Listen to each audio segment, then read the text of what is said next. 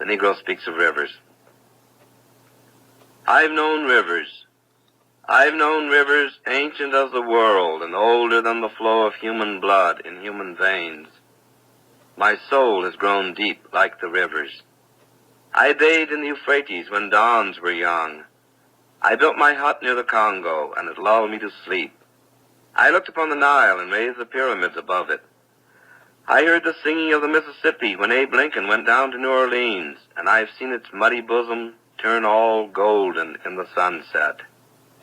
I've known rivers, ancient, dusky rivers. My soul has grown deep like the rivers. Langston Hughes, one of America's greatest poets, was more than a writer.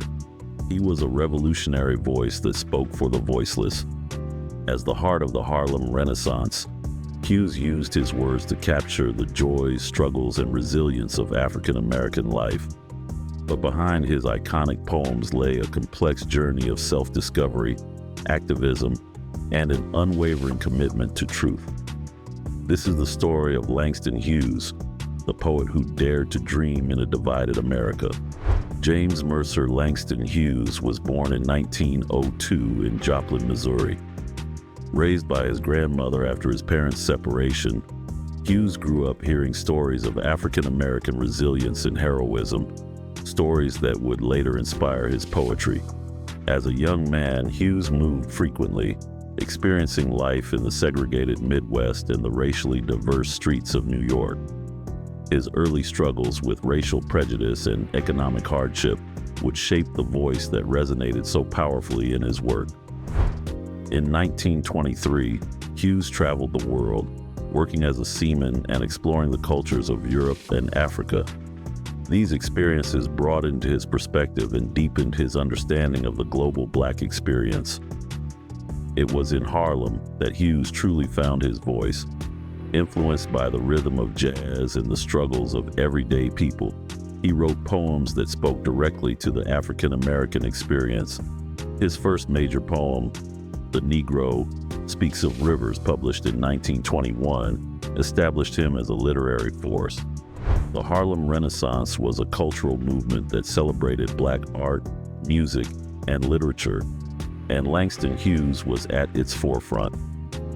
Unlike many of his contemporaries, Hughes focused on the lives of working-class African Americans, capturing their humor, resilience, and humanity. Hughes's work wasn't just art, it was activism. Through his poetry, plays, and essays, he challenged racial stereotypes and highlighted the systemic injustices faced by African Americans. Throughout his life, Hughes remained committed to amplifying marginalized voices.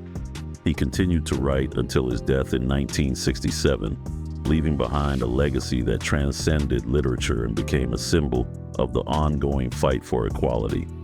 Today, Langston Hughes' words still inspire. His poetry reminds us of the power of art to challenge, heal, and unite, a legacy that echoes through generations. Langston Hughes once asked, "What happens to a dream deferred?" His life and work stand as a testament to the enduring power of those dreams. Thank you for joining us on this journey. Don't forget to like, share, and subscribe for more stories of extraordinary lives that shaped history.